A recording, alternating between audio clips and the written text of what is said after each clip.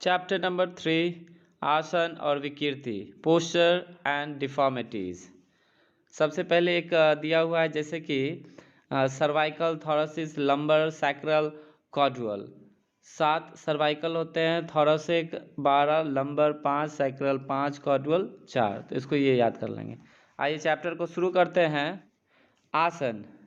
शारीरिक आसन से तात्पर्य शरीर की सही स्थिति से है, जिसके कारण एक व्यक्ति अपना कार्य अभ्यास आसानी व सुंदरता से कर सकता है। सही शारीरिक आसन द्वारा एक व्यक्ति सही प्रकार से सो सकता है, बैठ सकता है, चल सकता है, उठ सकता है, दौड़ सकता है आदि अन्य कई कार्य आसानी से कर सकता है। आसन में शरीर के सभी अंग एक दूसरे का तत्पर होकर सहयोग करते हैं। शारीरिक आसन के लिए प्रयुक्त होने वाली मांसपेशियां।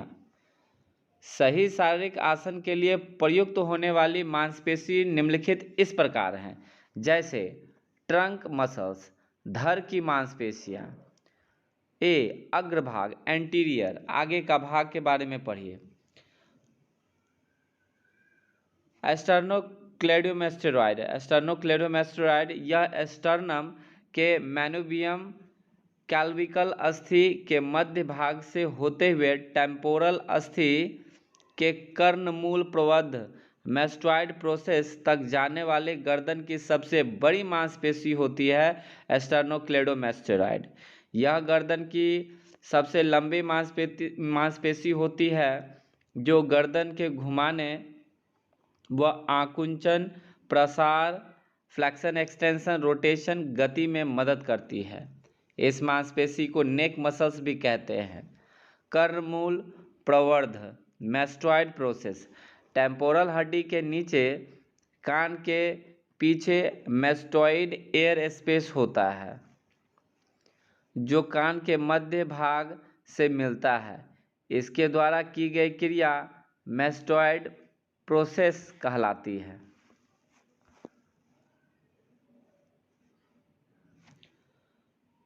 Longus coli. लॉन्ग से तात्पर्य लंबा तथा कोलाई से तात्पर्य गर्दन से है।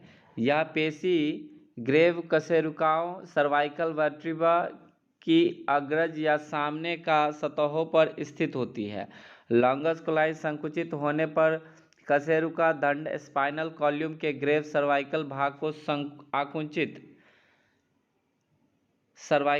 को आकुंचित करती है, जो मांसपेशी मेरुदंड के सामने एटलस व तीसरे थॉरैक्स वर्टिब्रा के मध्य स्थित रहती है। इसका कार्य गर्दन को घुमाना, रोटेशन तथा फ्लेक्शन करना होता है। गर्दन को घुमाना और फ्लेक्शन करने का काम किसका रहता है? लॉन्गस कोलाई का। 3 समुद्रिका या रेक्टस एब्डोमिनस। यह पेट के ऊपर स्थित चौड़ी और सपाट पेशी होती है। रेक्टस एब्डोमिनस यह पेट के ऊपर स्थित चौड़ी और सपाट पेशी होती है, जिसके तंतु सीधे खड़े वर्टिकल हुए होते हैं, जो जंघनास्थि प्यूबिक बोन के अग्रभाग से आरंभ होकर ऊपर के तरफ जाकर निचली पसलियों और स्टर्नम के निचले भाग असी रूप प्रबद्ध पर समाप्त होते हैं। ये पेट के सामने की खड़ी सीधी मांसपेशी है। यह मांसपेशी धड़ ट्रक वाले भाग को आगे झुकने, फ्लेक्शन तथा दाएं या बाएं, राइट और लेफ्ट साइड एबडक्शन में झुकाने का कार्य करता है। यहाँ जैसे कि पिक्चर में दिख रहा है। 4 तिर्यक पेशी ऑब्लिक एब्डोमिनस। तिर्यक पेशी ऑब्लिक एब्डोमिनस यह पेट के ऊपर सामने के दोनों तरफ की मांसपेशी होती है। यह मांसपेशी निचली पसलियों से आरंभ होकर नीचे और आगे की ओर जाकर श्रोणिफलकीय श्रृंग, इलियक क्रिस्ट पर तथा कंडराकला से होते हुए जंघास्थि गुहिका प्यूबिक बोन तक पहुंचती है। ये पेट के बराबर की मांसपेशियां होती हैं, जिनके तंतु तिरछे होते हैं। सीरेटस एंटीरियर, यह दोनों ओर ऊपर की 8 पसलियों रिब्स से आरंभ होकर स्कैपुला के अधोवर्ती कोण तथा कशेरुका दंड वर्टिब्रा कॉल्यूम के किनारे पर खत्म होती है। यह स्कैपुला को आगे की ओर खींचती है और यह घुमाती भी है। यह मांसपेशी दोनों हाथों के बगल के नीचे 1 से लेकर 8 पसलियों तक स्थित रहती है। इस मांसपेशी को बॉक्सर मसल भी कहते हैं। पश्च भाग, पोस्टीरियर साइड, पीछे का भाग। एस्प्लेनियस, यह गर्दन के पीछे की मांसपेशी होती है जो ट्रिपेजियस मांसपेशी के नीचे स्थित होती है। यह पेशी संकुचित होने पर गर्दन को प्रसारित एक्सटेंशन करती है। रैम्बॉयड, यह गर्दन के पीछे व ट्रिपेजियस के नीचे दोनों कंधों की सीध में डायमंड आकार की 2 मांसपेशियां होती है। इसका उद्गम नीचे की 2 ग्रेव कशेरुकाओं तथा ऊपर की 4 वक्षीय कशेरुका थोरैक्स वर्टिब्रा से होता है तथा इसका निवेशन स्कैपुला के पास होता है।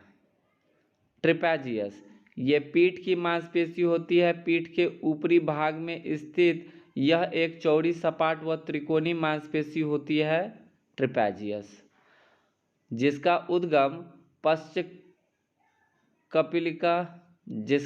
उद्गम ऑसिपिटल बोन, पश्च कपालिका अस्थि तथा वक्षीय कशेरुकाओं के ऊपरी भाग से होता है तथा निवेशन स्कैपुला के ऊपरी भाग और क्लैविकल अस्थि पर होता है। संपूर्ण पेशी संकुचित होने पर स्कैपुला को मेरुदंड की तरफ खींचती है। लिवेटर स्कैपुली, यह मांसपेशी ग्रेव कशेरुका सर्वाइकल वर्टिब्रा की सतह पर ट्रिपेजियस मसल्स के आगे वाले भाग के नीचे स्थित होती है। यह स्कैपुला को ऊपर उठाने का कार्य करती है। यह मांसपेशी स्कैपुला अस्थि से लेकर पहली, दूसरी, तीसरी सर्वाइकल वर्टिब्रा या ग्रेव कशेरुकाओं से जुड़ा रहता है। यह गर्दन के दोनों तरफ स्थित रहती है। सेरेटस पोस्टीरियर, यह रैम्बॉयड मांसपेशी के नीचे स्थित होती है जो नीचे की 2 ग्रेव सर्वाइकल वर्टिब्रा तथा ऊपर की 2 वक्षीय कशेरुका थोरैक्स वर्टिब्रा के ऊपरी भाग से आरंभ होती है तथा दूसरे से 5वीं पसलियों को दबाती है। Serratus posterior. अब लैटिस्मस डोर्सी के बारे में पढ़िए। यह पीठ के निचले भाग में तथा वक्ष के पिछले भाग में त्वचा के नीचे स्थित होती है। इसका उद्गम ओरिगन नीचे की 6ठी थोरैक्स वर्टिब्रा, लंबर वर्टिब्रा तथा सैक्रल वर्टिब्रा से होता है तथा निवेशन ह्यूमरस की अंतरागुलिकाए खलिका से होता है। यह पीठ की सबसे चौड़ी पेशी होती है। लैटिस्मस डोर्सी, यह पीठ की सबसे चौड़ी पेशी होती है। लैटिस्मस डोर्सी एक लैटिन शब्द है जिसमें लैटिस्मस का अर्थ है चौड़ा तथा डोर्सी का अर्थ है पीछे। इस मांसपेशी को लेटस के नाम से भी जाना जाता है। इस शब्द का प्रयोग बॉडी बिल्डर करते हैं। इस मांसपेशी को swimmer muscle, rowing muscle, wing muscle भी कहते हैं। लैटिस्मस डोर्सी जो पीछे पीठ के पास जो मांसपेशी है, सबसे चौड़ा मांसपेशी, उस मांसपेशी को swimmer muscle, rowing muscle, wing muscle भी कहते हैं। लिम्ब मसल्स, भुजा की मांसपेशी। निम्न भुजा की मांसपेशियां मसल्स ऑफ लोअर लिम्ब। स्वास मसल, जांघ के अंदर की मांसपेशी जो 1 से लेकर चौथे लंबर वर्टिब्रा से जुड़ी रहती है, स्वास मसल। इलियक, जांघ के अंदर की मांसपेशी जो कूल्हे के ऊपरी भाग से होकर सैक्रल की तरफ नीचे की ओर आती है। क्वाड्रिसेप, यह जांघ की एक बड़ी शक्तिशाली मांसपेशी होती है। यह 4 मांसपेशियों के मिलने से बनती है। यह 4 मांसपेशियां रेक्टस फीमोरस, वास्टस मेडियलिस वास्टस लैटरिलियस तथा वास्टस इंटरमीडियस होती है। वास्टस लैटरिलियस रेक्टस फीमोरिस की उद्गम एंटीरियर इंफीरियर इलियक स्पाइन से होता है। यह चारों पेशियां टिबिया के गंडक में निवेशित होती हैं। क्वाड्रिसेप फीमोरिस का तात्पर्य पैर को प्रसारित करना है। इस मांसपेशी को फ्रंट थाई मसल भी कहते हैं। क्वाड्रिसेप फीमोरिस का कार्य पैर को प्रसारित करना होता है और इसी मांसपेशी को फ्रंट थाई मसल्स के नाम से भी जानते हैं। अभी हम लोग जितना भी पढ़ रहे हैं वह निम्न भुजा की मांसपेशी पढ़ रहे हैं, मसल्स ऑफ लोअर लिम्ब पढ़ रहे हैं, जिसमें सिर्फ कमर के नीचे पैर का हिस्से के ही मांसपेशी के बारे में जानेंगे। ग्लूटियस मीडियस तथा मिनिमस कूल्हे की मांसपेशियां यह शरीर की सबसे बड़ी मांसपेशी होती है।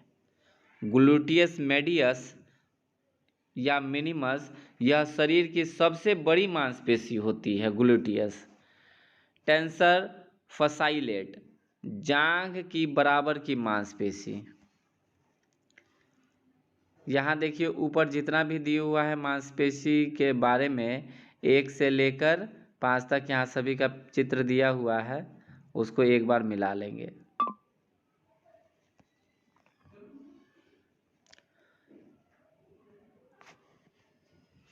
लॉन्ग एक्सटेंसर ऑफ टोस तथा anterior tibia muscle. Long extensor of toes and anterior tibia muscles यह पंजे की मांसपेशी होती है जो पंजे के लिए एक्सटेंशन गति करती है तथा टिबिया हड्डी के सामने स्थित मांसपेशियां एंटीरियर टिबिया कहलाती है। गलत आसन के कारण कॉज ऑफ बैड पोस्चर। उपरोक्त दर्शाई गई मांसपेशियों के छोटे होने, लंबे होने तथा कमजोर होने के कारण विकृति होने की संभावना बनी रहती है। यह स्थिति कार्य की प्रकृति, जैव यांत्रिकी कारक जैसे बल, किसी कार्यों की पुनरावृत्ति के अलावा मनोवैज्ञानिक कारक भी इसके लिए जिम्मेदार हैं, जैसे कार्य का तनाव, तनाव के कारण नींद का न आना, ये सब बैड पोस्चर के कारण हैं। गलत आसन के और भी निम्नलिखित कारण जैसे कार्य की प्रकृति के अनुसार, कुपोषण के कारण, गलत आदतों के कारण, अभ्यास की कमी से, अशुद्ध वायु के कारण, सूर्य के प्रकाश की कमी की वजह से भी गलत आसन हो जाता है। आराम की कमी के कारण, नींद की कमी के कारण, सही प्रकार से कपड़े व जूते न पहनने के कारण, अधिक थकान के कारण, अत्यधिक भार उठाने के कारण, लंबी बीमारी या चोट के कारण, इन सभी के वजह से बैड पोस्चर होने का संभावना रहता। विकृतियां एवं दोष निवारक आसन, deformities and their corrective exercise. शरीर के आसन की कोई भी असामान्य अवस्था, चाहे वह जन्मजात हो या किसी रोग अथवा दुर्घटना के कारण हो, विकृति कहलाती है। विकृतियों के प्रकार, टाइप ऑफ डिफॉर्मिटी। शारीरिक विकृतियां 2 प्रकार की होती हैं, क्रियात्मक विकृति, संरचनात्मक विकृति। Functional deformities, structural deformities. क्रियात्मक विकृति, फंक्शनल डिफॉर्मिटीज। क्रियात्मक विकृति में मुलायम उत्तक मांसपेशी तथा अंग प्रभावित होते हैं, जिससे देखने, सुनने व बोलने संबंधी दोष उत्पन्न हो जाते हैं। यह विकृतियां जन्मजात किसी चोट, रोग अथवा दुर्घटना के कारण हो जाती है। संरचनात्मक विकृति, स्ट्रक्चरल डिफॉर्मिटीज। हड्डियों व मांसपेशियों के प्रभावित होने पर संरचनात्मक विकृतियां उत्पन्न होती हैं। यह विकृतियां भी जन्मजात अथवा किसी अन्य कारण जैसे बीमारी, दुर्घटना, चोट, कुपोषण या बुरी आदतों के कारण हो सकती है। कुछ महत्वपूर्ण विकृतियां निम्नलिखित हैं, जैसे कि लॉर्डोसिस, अग्रकुबस्थता या होलो बैक या सोए बैक या excessive inward curvature of the spine. Lordosis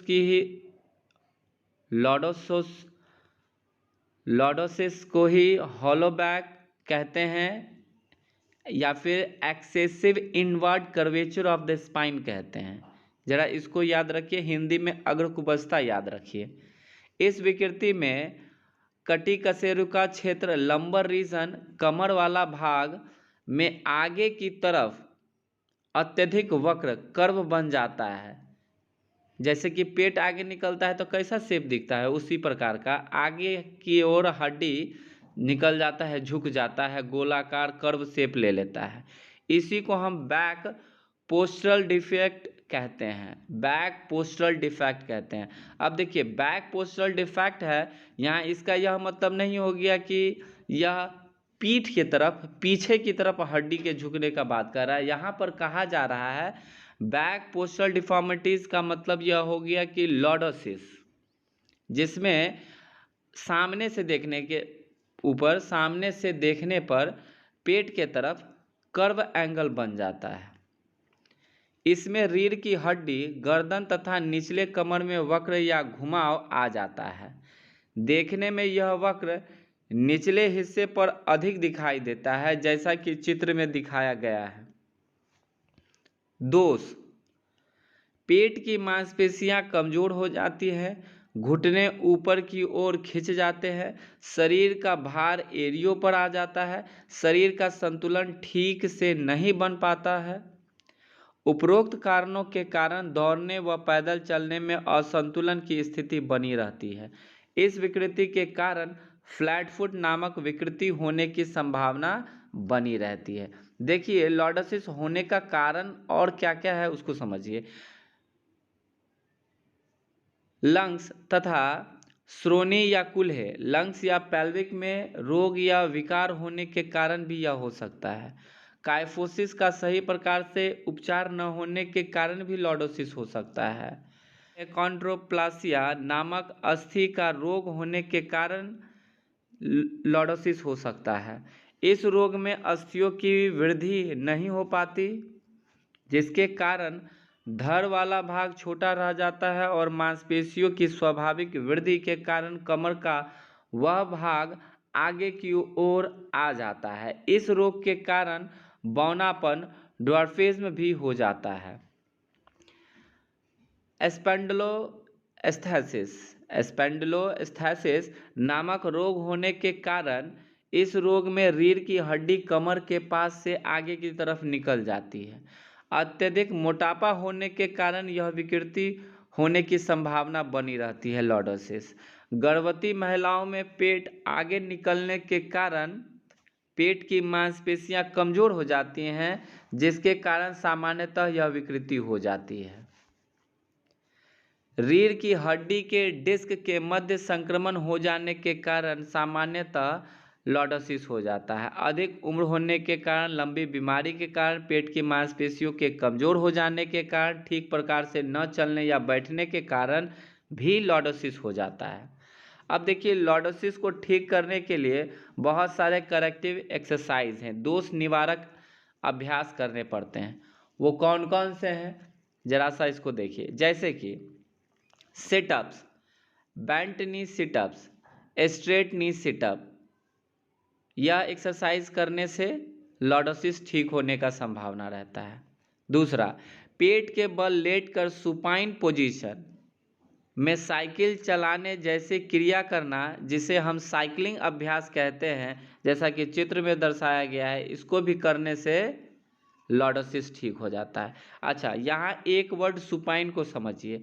supine का मतलब हो गया पीठ के बल लेटकर कोई भी आसन करना, सुपाइन कंडीशन।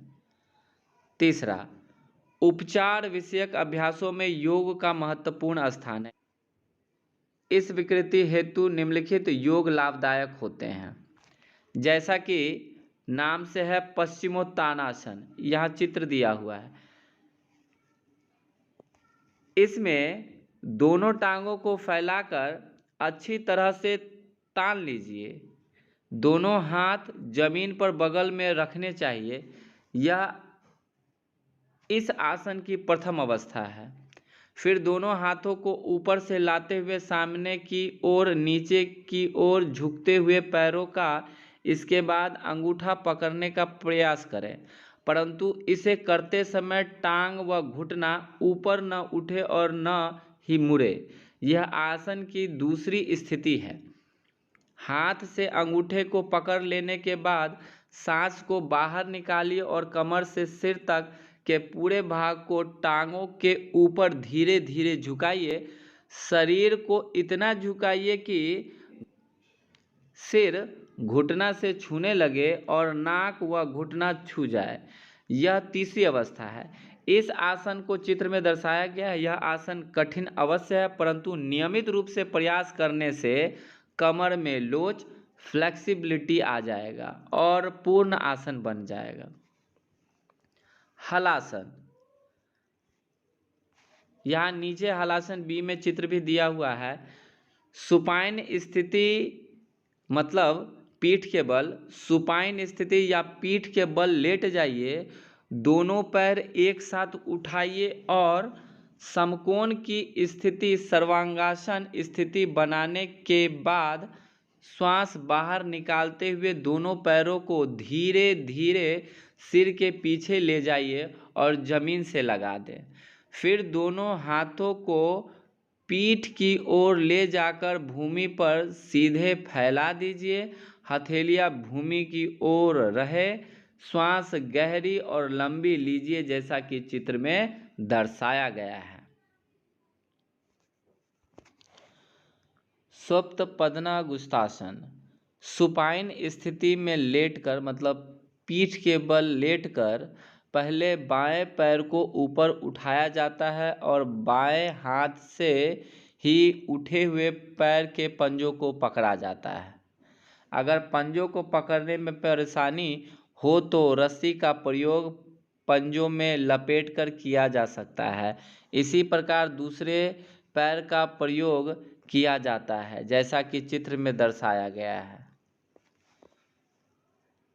उत्तानासन, सीधे खड़े होकर दोनों हाथ ऊपर रखे जाते हैं।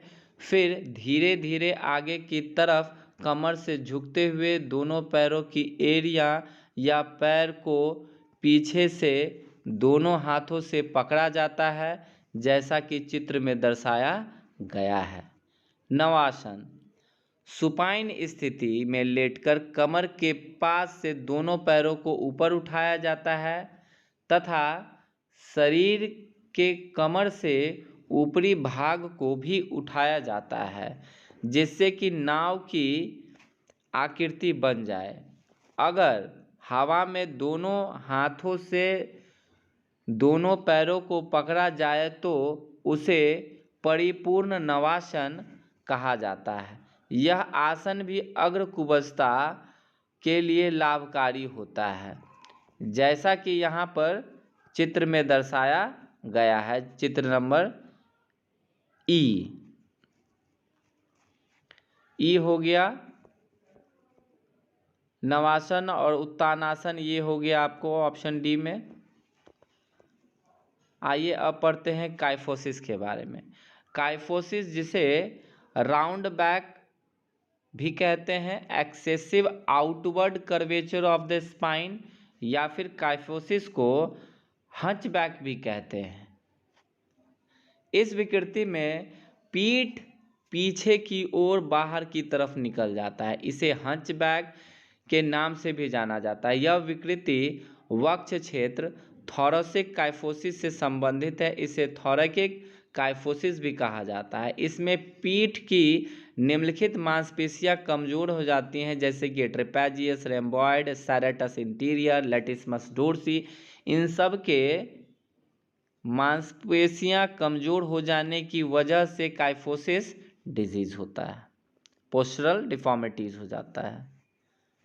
अब देखिए और भी अन्य कारण है काइफोसिस का, वो समझिए।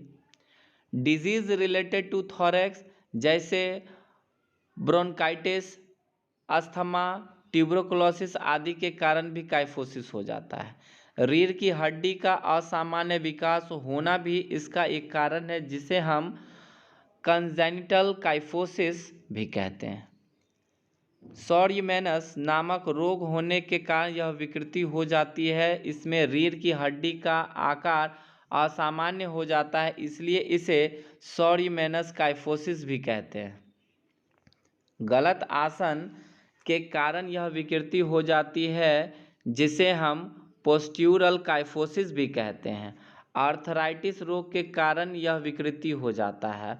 ऑस्टियोपोरोसिस के कारण भी यह विकृति हो जाता है। स्पाइन ट्यूमर के कारण भी यह विकृति हो जाता है, या स्पाइन में इन्फेक्शन के कारण भी काइफोसिस हो सकता है। सिर को आगे की ओर ज़्यादा देर तक झुकाए रखने के कारण यह विकृति भी हो सकता है।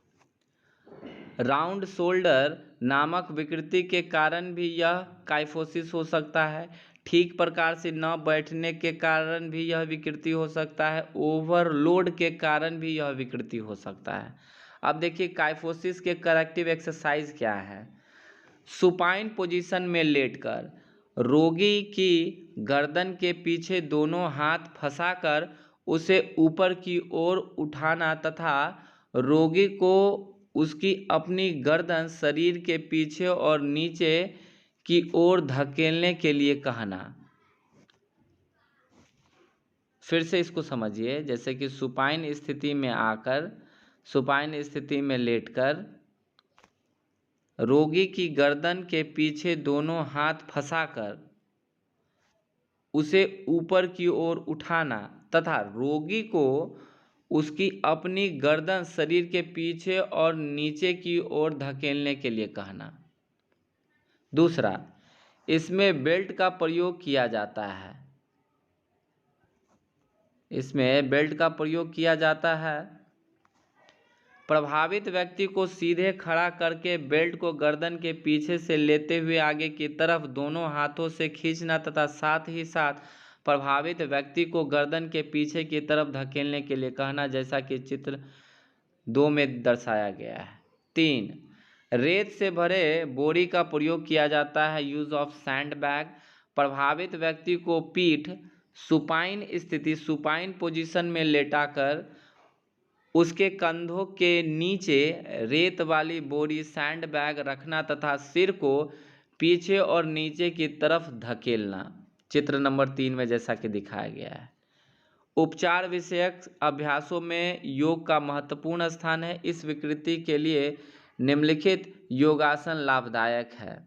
जैसे कि अगर आपको काइफोसिस हुआ है तो और आप क्या कर सकते हैं, यहाँ पर देखिए, जैसे कि भुजंगासन।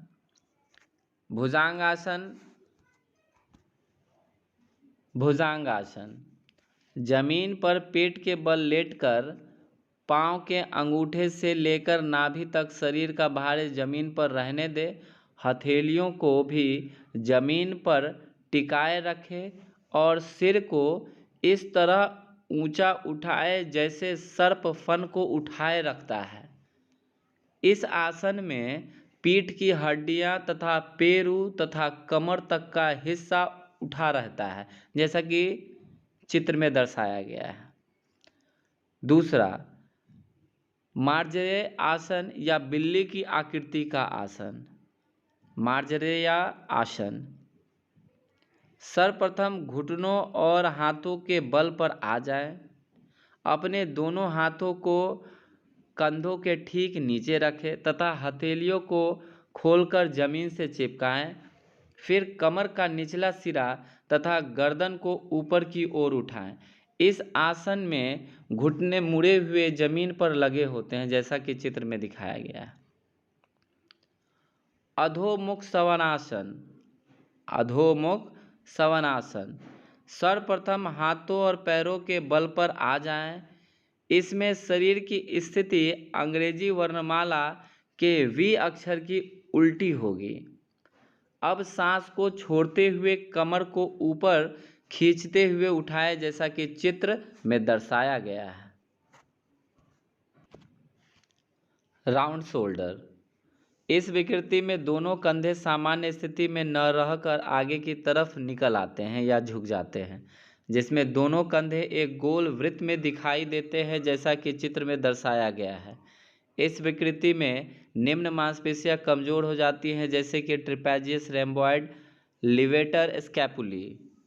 राउंड शोल्डर के करेक्टिव कौन कौन से एक्सरसाइज है इसको जरा समझिए। जैसे कि कंधों को घुमाना, घड़ी की दिशा और घड़ी की विपरीत दिशा में शोल्डर रोटेशन बोथ साइड, कंधों को पूरी ताकत के साथ नीचे की ओर झटकाना, कुर्सी पर बैठकर दोनों हाथों को पीछे बांधना या वक्ष चेस्ट की ओर धकेलना,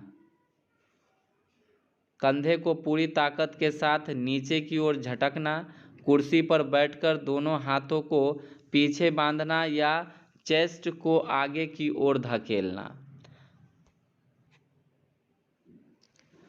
साथी की सहायता से अभ्यास करना जिसमें दोनों विपरीत दिशा में खड़े होकर एक दूसरे के हाथ आपस में फंसाकर बारी बारी से अपने कमर पर उठाए, जैसा कि चित्र में दर्शाया गया है।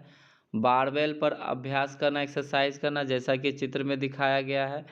उपचार विषयक अभ्यासों में योग का महत्वपूर्ण स्थान है। इस विकृति हेतु निम्नलिखित योग लाभदायक हैं। अब देखिए, ये आप यहाँ पे समझ लिए राउंड शोल्डर के लिए कौन कौन से एक्सरसाइज करने चाहिए। जैसा कि पहला नाम है गौमुखासन का। इसमें गाय के मुख के आसन जैसी आकृति बनाई जाती है। यह आसन बैठकर किया जाता है जिसमें एक हाथ ऊपर के तरफ से जाकर पीछे पीठ की तरफ दूसरे हाथ के उंगली को पकड़ता है। जो हाथ ऊपर होगा वह कंधा भी ऊपर उठेगा। दूसरा हाथ नीचे से होता हुआ कमर के पीछे जाता है तथा दूसरे हाथ का कंधा नीचे की तरफ रहता है। इसमें कंधे की मांसपेशियों पर तनाव बना रहता है, जैसा कि चित्र में दर्शाया गया है। गरुड़ासन, इसमें चील जैसी आकृति बनाई जाती है। इस आसन में दोनों कंधों की लचकता विकसित होती है। इस आसन में पहले दोनों हाथ सामने कंधे की ऊंचाई पर लाए जाते हैं। दाएं हाथ की कोहनी बाएं हाथ की कोहनी के पास रखी जाती है। बायां हाथ मोड़ा जाता है तथा दाएं हाथ की हथेली तथा बाएं हाथ की हथेली को पकड़ा जाता है। इसमें दोनों कंधों में तनाव बना रहता है। इस आसन में इसी प्रकार पैरों को भी एक दूसरे पर लपेटा जाता है, जैसा कि चित्र में दर्शाया गया है। काइफोलॉडोसिस, नाम से ही पता चल जाता है इसमें काइफोसिस भी है और लॉडोसिस भी है। इस विकृति में स्पाइन का कुछ भाग बाहर की ओर तथा कुछ भाग भीतर की ओर घुस जाता है। कहने का तात्पर्य पीठ वाला भाग पीछे निकल जाता है तथा कमर वाला भाग आगे की तरफ चला आता है।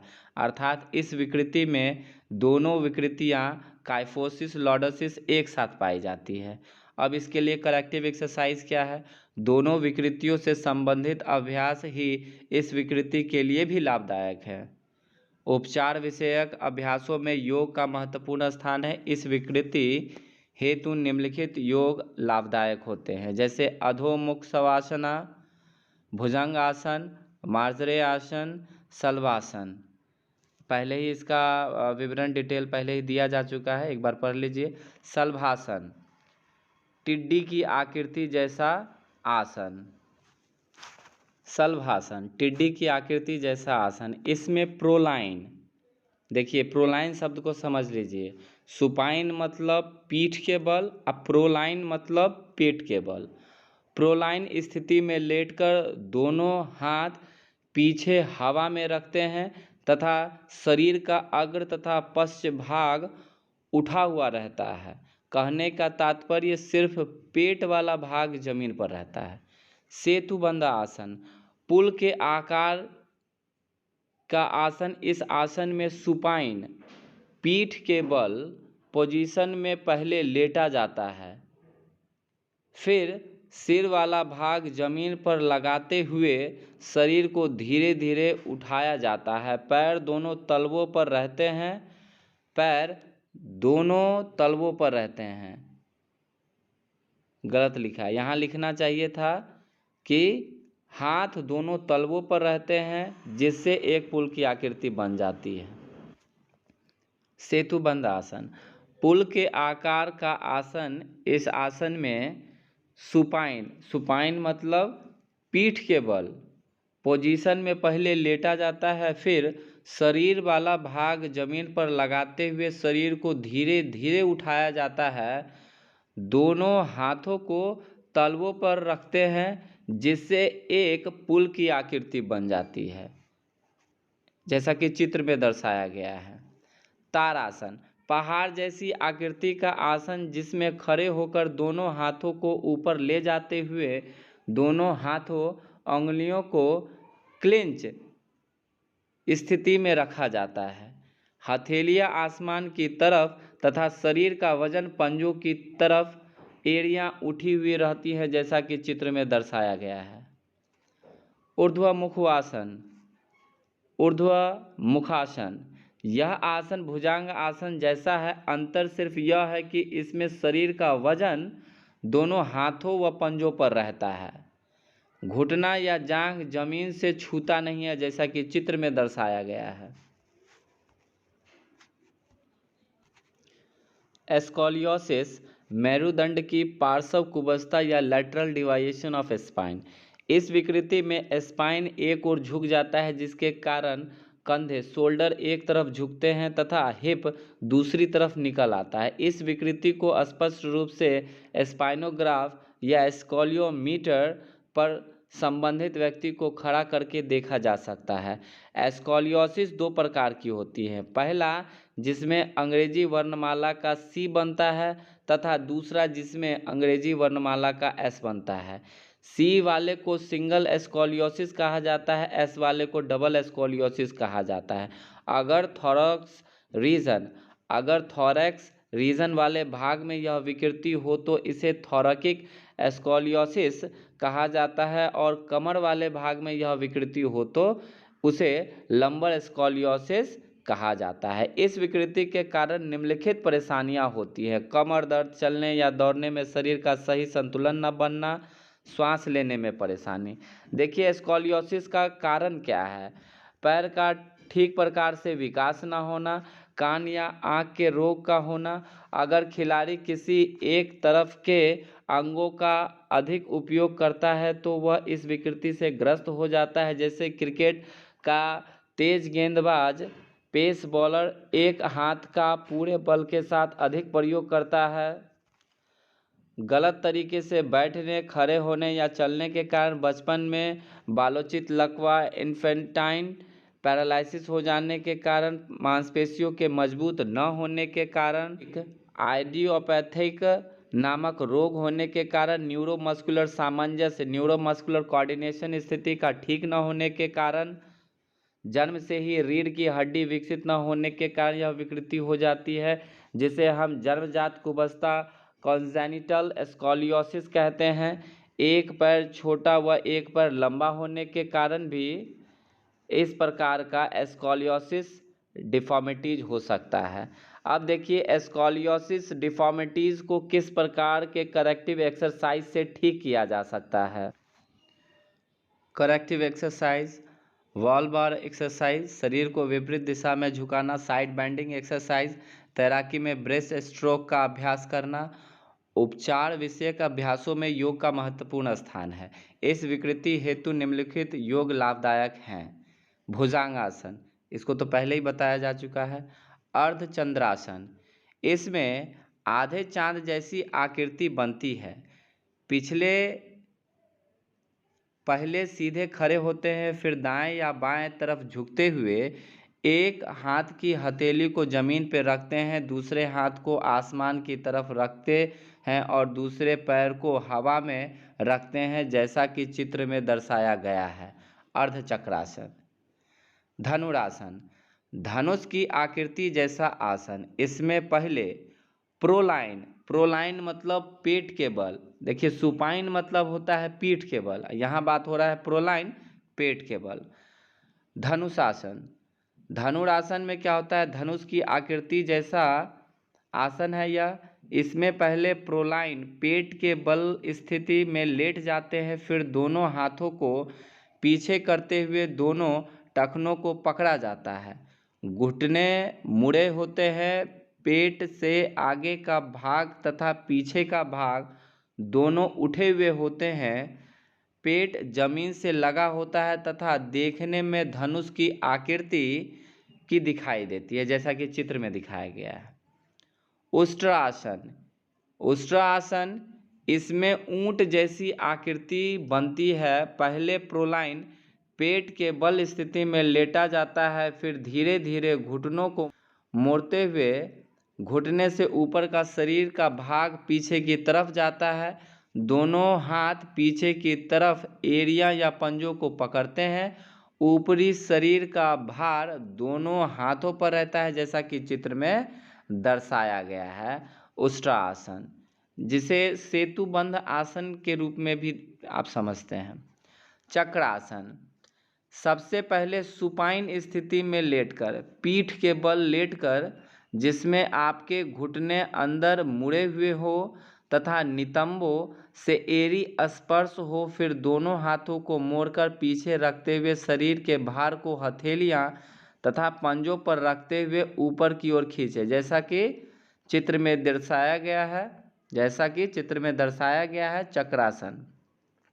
शलभासन, शलभासन के बारे में पहले ही बताया जा चुका है।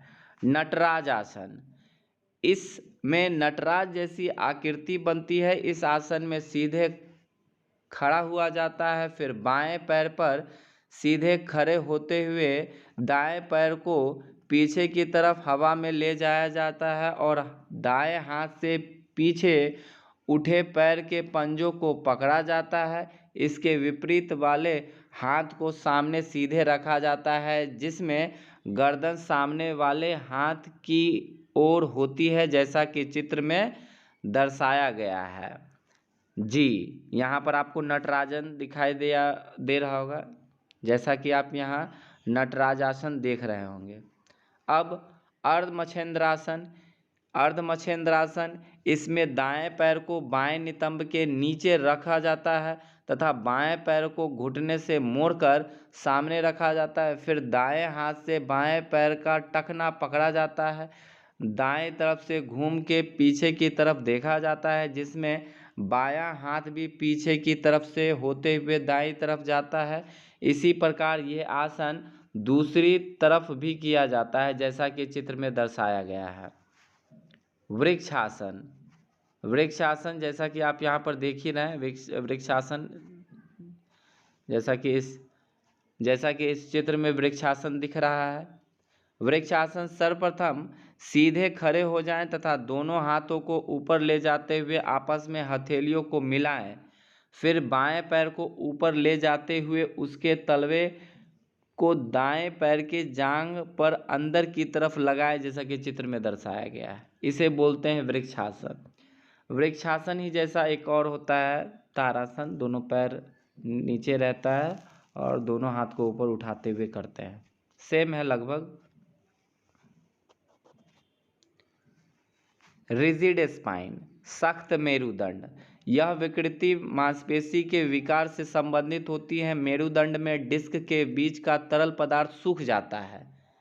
जब स्पाइन की लचकता कम या खत्म हो जाए तो उसे हम रिजिड स्पाइन कहते हैं। इस विकृति में शरीर दाएं बाएं, साइडवर्ड, राइट और लेफ्ट या आगे पीछे, फॉरवर्ड बैकवर्ड गति नहीं होती तथा गर्दन आगे पीछे या दाएं बाएं घूम नहीं पाता। कहने का तात्पर्य सर्वाइकल फ्लैक्शन तथा डॉर्सोलंबर स्पाइन फ्लैक्शन नामक गतियों में रुकावट आती है। कुल मिलाकर देखा जाए, इस विकृति में मेरुदंड स्पाइन सख्त हो जाता है, मांसपेशियां कमजोर हो जाती हैं, मसल डिस्ट्रॉफी कमजोर होना जिसे कंडीशन कहते हैं, तथा सांस लेने में दिक्कत होती है और शारीरिक क्रियाओं को करने में अत्यधिक दर्द का आभास होता है। अब देखिए इसका कारण क्या है, स्पाइन रिजिड होने का कारण क्या है। आलस, ज़्यादा देर तक बैठकर कार्य करना, मेरुदंड में चोट, मेरुदंड में डिस्क के बीच तरल पदार्थ का सूख जाना, शरीर में प्रोटीन की कमी। अब रिजिड स्पाइन को कौन से करेक्टिव एक्सरसाइज से ठीक किया जा सकता है, यहाँ देखिए। जमीन पर बैठकर दोनों पैरों को बिछाते हुए आगे की ओर झुककर अंगूठे को पकड़ने का अभ्यास करना, जैसा कि चित्र में दर्शाया गया है। अल्टरनेट टो टच, सीधे खड़े होकर दाएं हाथ से बाएं पैर का अंगूठा व बाएं हाथ से दाएं पैर के अंगूठे को पकड़ना। दोनों पैरों के मध्य थोड़ा फासला होना चाहिए, जैसा कि चित्र में दर्शाया गया है। 3. सावधान की स्थिति पोजीशन में खड़े होकर दोनों हाथ ऊपर ले जाने के पश्चात धीरे धीरे आगे झुकाते हुए फॉरवर्ड बेंड होते हुए जमीन को छूना, जैसा कि चित्र में दर्शाया गया है। कमर घुमाना, ट्रंक रोटेशन, हलासन, जिसका पहले ही डिस्क्रिप्शन दिया जा चुका है। सुप्त बंद कोणासन।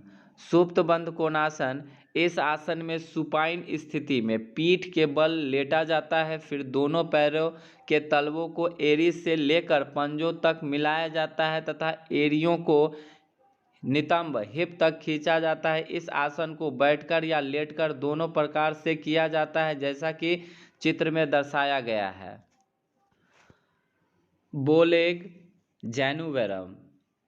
बाव का हिंदी में अर्थ धनुष या कमान होता है। इस विकृति में दोनों पैर धनुष या कमान जैसी आकृति बनाते हैं। बॉलेग के जन्मजात होने की संभावना अधिक होती है। घुटने के जोड़ में असामान्यता या टिबिया फिबुला अस्थि में कमी भी इस विकृति का एक कारण है। इस विकृति में दोनों घुटने बाहर दाएं बाएं की तरफ निकल जाते हैं। इसमें असामान्य रूप से पैरों में बाहर की तरफ वक्र बनता है। देखने में यह ओ की आकृति जैसा दिखाई देता है, जैसा कि चित्र में दर्शाया गया है। इस विकृति को बैंडीनेस या बैंडी लेग भी कहा जाता है। यह विकृति कम उम्र के बच्चों में अधिक पाई जाती है। इसका मुख्य कारण vitamin D, calcium, phosphorus, protein आदि की कमी या कुपोषण से होता है। अशुद्ध वायु भी इसका एक कारण है। अब देखिए और क्या कारण है, जैसे कि रिकेट्स नामक रोग हो जाने का वजह भी है, विटामिन डी, कैल्शियम, फास्फोरस की कमी, ब्लाउंट्स नामक रोग के कारण भी यह बोलेग हो सकता है। इस रोग में टिबिया हड्डी की वृद्धि नहीं होती, टिबिया की हड्डी नहीं होती, जिसके कारण हड्डी अंदर की तरफ मुड़ जाती है, जिस कारण जो बोलेग का रूप ले लेती है। इस रोग को टिबिया वरा भी कहा जाता है। देखिए इस रोग को टिबिया वरा भी कहा जाता है, ये भी याद रखें। हड्डी के कैंसर के कारण भी बोलेग होने का संभावना रहता है। अब बोलेग को ठीक करने का करेक्टिव एक्सरसाइज क्या है? उपरोक्त विकृति को दूर करने के लिए मालिश का प्रयोग किया जाता है। मालिश का विवरण नेक्स्ट खेल चिकित्सा शास्त्र में बताया गया है। दोनों पैरों को फैलाकर बैठा जाता है। पहले एक पैर के पंजे के पास से रस्सी घुमाकर अपनी तरफ खींचा जाता है।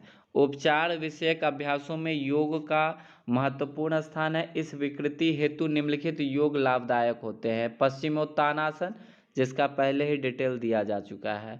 शवासन, इस आसन में सुपाइन स्थिति में पीठ के बल लेटा जाता है, फिर पैर एक दूसरे से 1 फुट की दूरी पर रखे जाते हैं। गर्दन एक तरफ झुका ले अथवा ऊपर की ओर मुख रखे, आंखें बंद कर लें।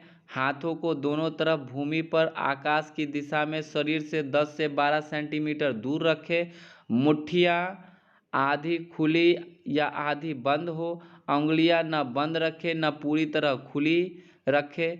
दोनों पैर को एडिया एक दूसरे से मिली हो, दोनों पैर की एड़ियाँ एक दूसरे से मिली रहे। सभी स्नायु नाड़ियों और अवयवों को पैरों को पंजों से शुरुआत करके ढीला करते जाएं। क्रमशः पीठ के स्नायु, सीना, भुजा, उंगलियां, गर्दन, मुख आदि क्रमानुसार धीरे धीरे शिथिल करते जाएं। सांस लेते जाएं।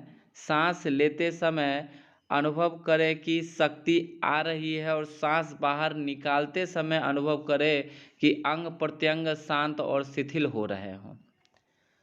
वीरभद्रासन, इस आसन में योद्धा की आकृति बनाई जाती है। सीधे खड़े होकर पहले तारासन की आकृति में आया जाता है।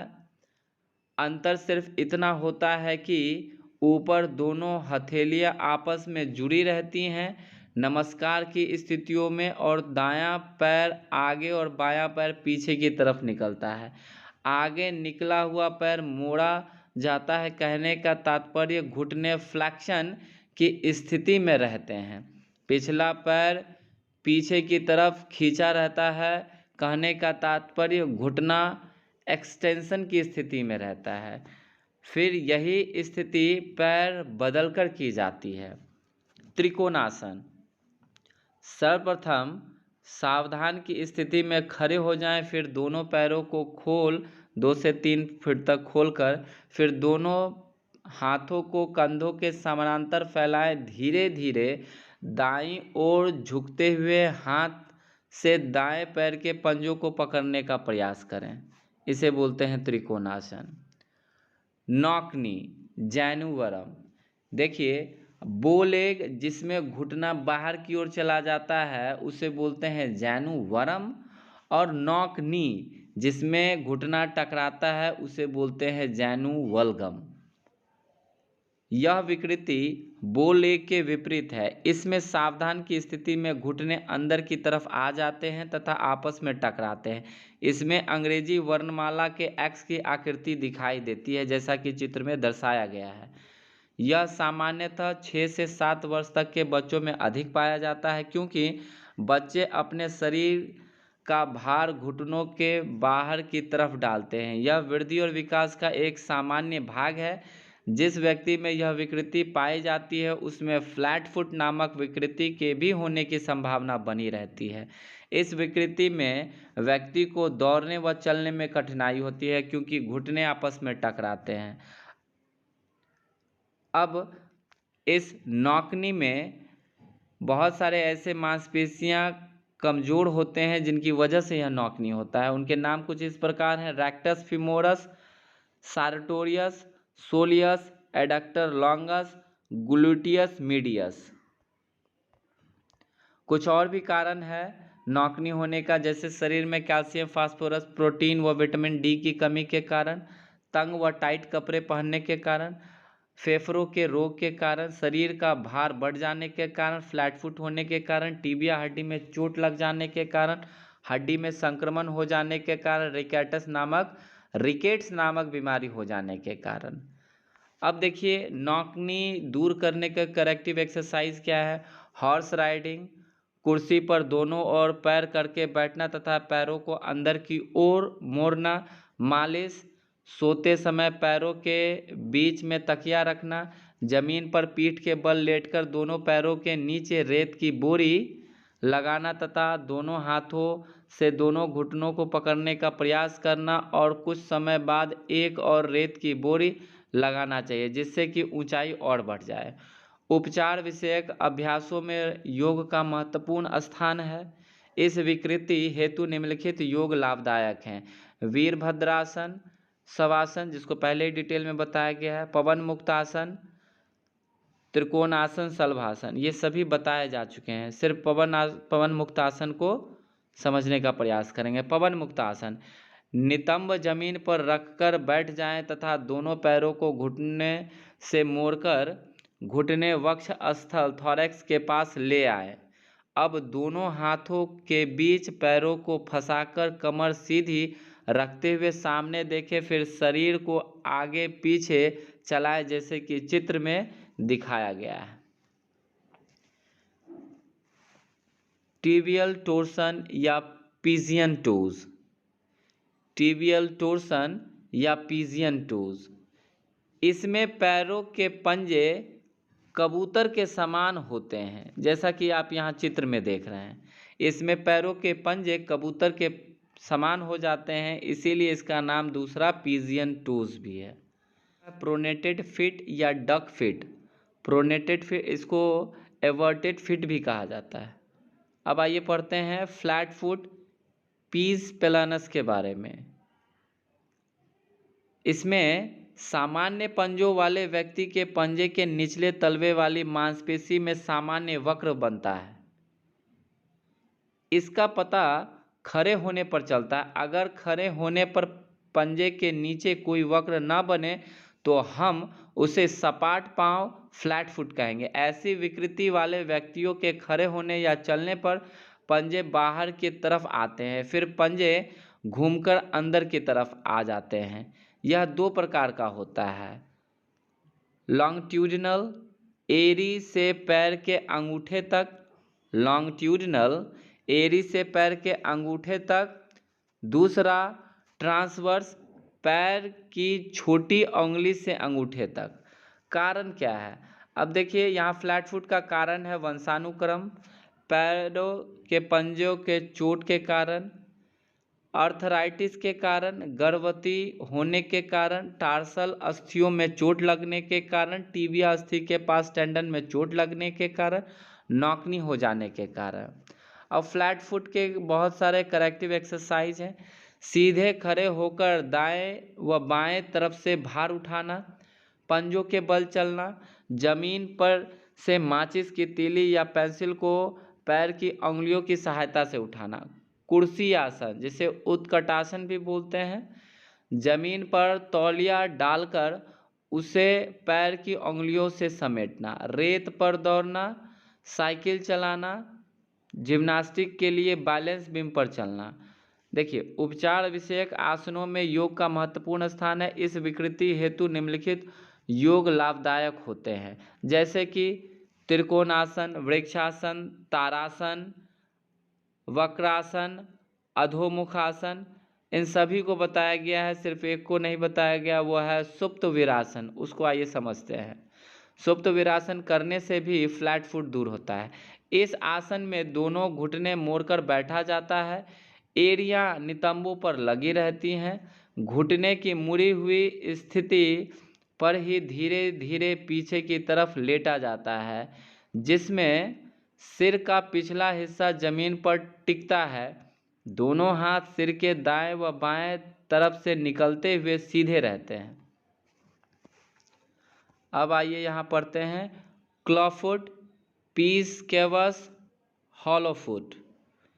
इस फ्लैट फुट के विपरीत यह आकृति होता है। क्लॉफुट का आकृति जो है, क्लॉफुट का विकृति फ्लैट फुट के ठीक विपरीत होता है। इसे क्लोटॉस भी कहते हैं, क्लोटॉस। इस विकृति में पंजे पशुओं के खुर की तरह मुड़ जाते हैं। इसे और भी कई नामों से जाना जाता है, high instep, high arch, talipes cavus, cavoid foot, supinated foot. कुबर की तरह सीना, पिजन चेस्ट।